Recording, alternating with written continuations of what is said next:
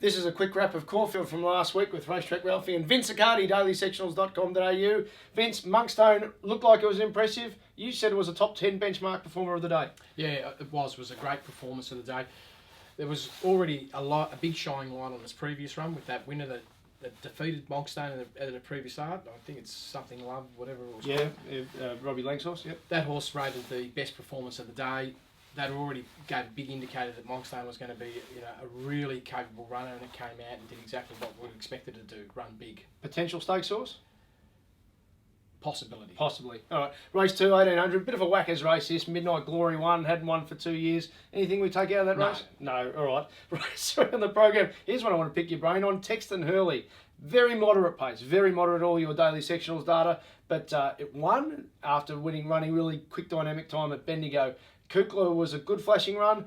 He had no luck. What do you make of that race? That race there, the way I look at it is they all need to lift a lot more to become genuine Saturday runners. So there's a big chance that Texton Hurley will start under the odds next start. That's fantastic. All right. That's what we like seeing. Race 4, used a lot, led all the way. These are whackers, off-season whackers, aren't they? They really were, and it was a great ride.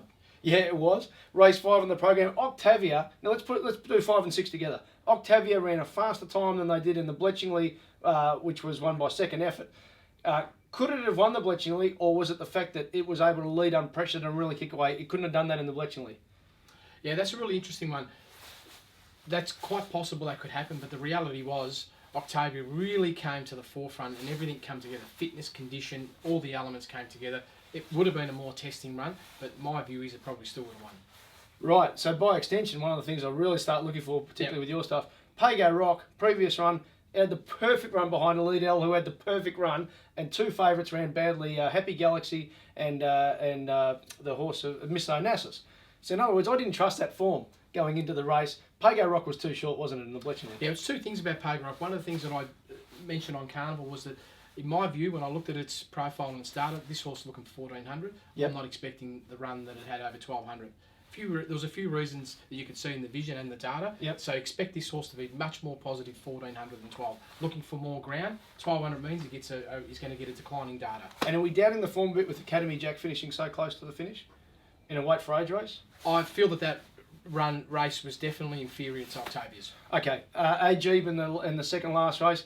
People say go back from the wide barrier. Oh my God, go forward from the wide barrier. That's what Froggy did, and he dominated the race. Two great things that came out of that race. Usually when you have a race pace that they sort of get out and they run and they put the big anchors on mid-race, it usually is a big disadvantage to the front runners. So that was an enormous effort to be able to get through that, because what happens is when you're de-accelerating, the horses that de-accelerate the least have the best potential to run on in a race. So the ones that are sharply de-accelerated then have to kick again are actually most disadvantaged. So that was super run by those two horses. Even though the data didn't clearly show that, that's where the skill comes in. That was his last run as a 3-year-old Ajeeb. I'm confident it can make it as an older horse. Oh, for sure. Races. I have no doubt about it.